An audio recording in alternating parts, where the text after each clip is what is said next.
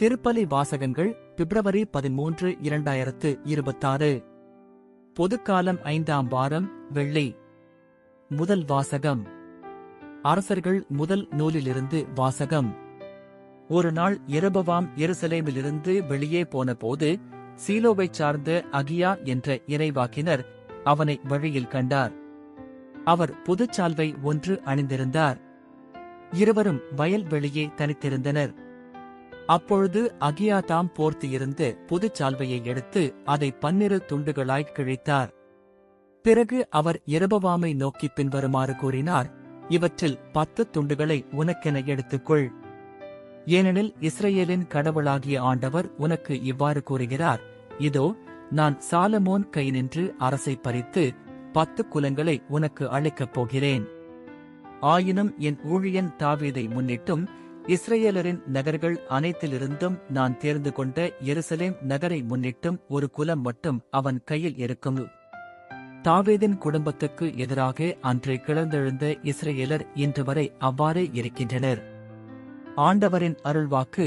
இறைவா, உமக்கு நன்றி. பதிலுரை பாடல். பல்லவி.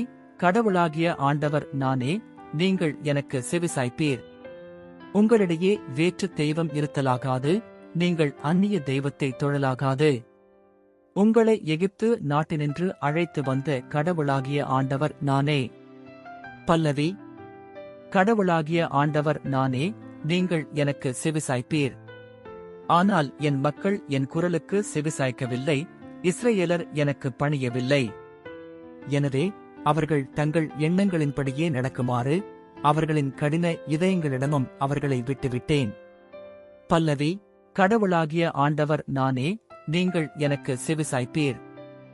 என் மக்கள் எனக்கு செவிசாய்த்திருந்தால், இஸ்ரவேலர் நான் காட்டிய வழியில் நடந்திருந்தால் எவ்வளவோ நலமாயிருந்திருக்கும். நான் விரைவில் அவர்கள் எதிரிகளை அடக்குவேன், என் கை அவர்களின் பகைவருக்கு எதிராக திரும்பும். பல்லவி. கடவுளாகிய ஆண்டவர் நானே, நீங்கள் எனக்கு செவிசாய்ப்பீர். நற்செய்திக்கு முன் வாழ்த்துளி. அல்லேலுயா, அல்லேலுயா.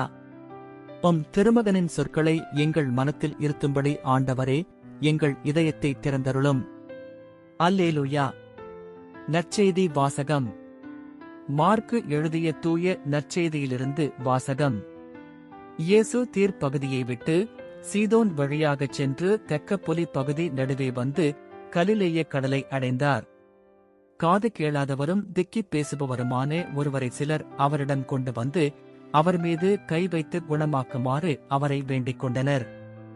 இயேசு அவரை கூட்டத்திலிருந்து தனியே அழைத்துச் சென்று தம் விரல்களை அவர் காதுகளில் இட்டு உமிழ் நீரால் அவர் நாவை தொட்டார்.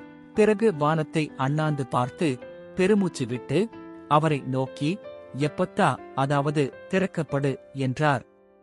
உடனே அவருடைய காதுகள் திறக்கப்பட்டன, நாவும் கட்டவிழ்ந்தது. அவர் தெளிவாக பேசினார். இதை எவருக்கும் சொல்ல வேண்டாமென்று அவர்களுக்கு அவர் கட்டளையிட்டார். அவரது கட்டளைக்கு நேர்மாறாக இன்னும் மிகுதியாய் அவர்கள் அதை அறிவித்து வந்தார்கள். அவர்கள் அளவு கடந்த வியப்பில் ஆழ்ந்தவர்களாய், இவர் எத்துணை நன்றாக யாவற்றையும் செய்து வருகிறார். காது கேளாதோர் கேட்கவும் பேச்சற்றோர் பேசவும் செய்கிறாரே என்று பேசிக் கொண்டார்கள். ஆண்டவரின் அருள்வாக்கு. கிறிஸ்துவே, உமக்கு புகழ்.